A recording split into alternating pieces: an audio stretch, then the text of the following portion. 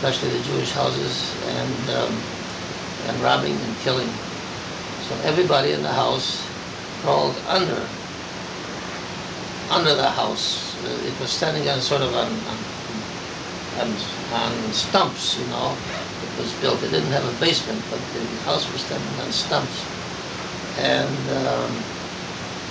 there was a crawl space to get under, but you couldn't see. It was sort of covered up to the ground with laths of some kind, with boards of some kind, you see. Anyhow, we all crawled underneath there. And we heard the soldiers pounding on the door, and everybody was afraid to breathe. But in the group there was one woman with a small child, an infant. And the infant started to cry, and the mother put the hand over the infant's mouth. We were afraid that they might hear and find us there. So, and the decision was made that they were going to hold the hand over the infant's mouth even if it choked to death. But luckily it didn't choke to death, and the soldiers left.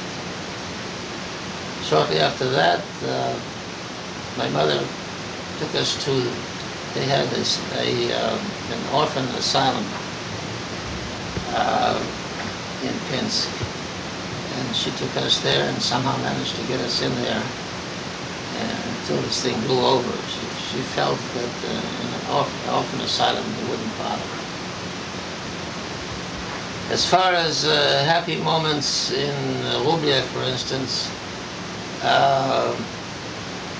after the war, for a little while, when the men started coming back, there was a little breathing space where people began to lead a normal life. And I remember a group getting together and forming a sort of a theatrical group and putting on a play. And we went to see the play, and I thought it was the most wonderful production in the world. It's the first time in my life I ever saw a play. Another experience I had that stands out in my mind was the marriage of my aunt, my father's sister. She was getting married, and they sent a wagon, a horse and wagon, to pick up my mother and my sister and myself and take us to the wedding. And so I remember the wedding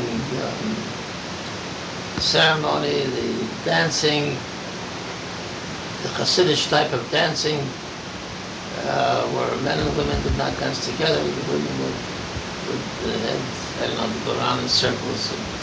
And all, to me, it was very impressive and something. Were they on separate sides of the room, the men and the women? Well, I don't remember that. But I remember the women dancing, and I didn't see any men dancing. That's what I remember about that. That's some of the happy incidents. We used to get together during the war. We used to go to, there was a family, they called them the Bromschik. It happened to be the parents of the teacher who, of our teacher. His name was Butcher, incidentally. They were in charge of Palam. Now, Palam is sort of a platform on two boats that, and it's attached to a cable that goes across the river. And it's a ferry, it sounds like. Sort of, well, it's sort of a ferry, yeah. But it's powered by people. Pulling the rope. It's a raft on the river. All you do is pull on the cable, and the boat, which has a platform big enough for even a horse and buggy to stand on. It's like a raft. Yeah, like a raft. And we used to. That's the way we used to go across the river. and that was their job to maintain that. Anyhow, our house was sort of open all the time to people. And how do you spend your evenings? You used to go to that particular place, just sit around and talk, and people would get together and just spend the time there. And kids, somehow there was a deck of cards, and I learned how to play cards over there. So those were some of much different games than they have here? I don't know, they had different games which I've forgotten how to play them even, but they used to have they used to have cards. And another thing I remember is you couldn't, you didn't have any thread, for instance. There were seamstresses in the family, but they weren't able to sew anything because they didn't have any thread. And I remember somehow they get some old clothes, that knitted type of garments, and they were able to unravel and use the thread that way. One of the things I remember. And they had, I used to see the Gentile part of the town, of course, with the landowners, or the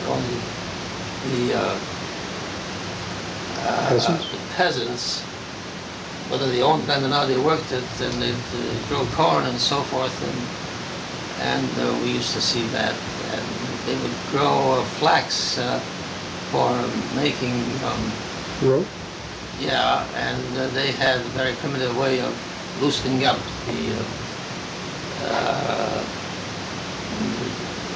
I don't know what you call it.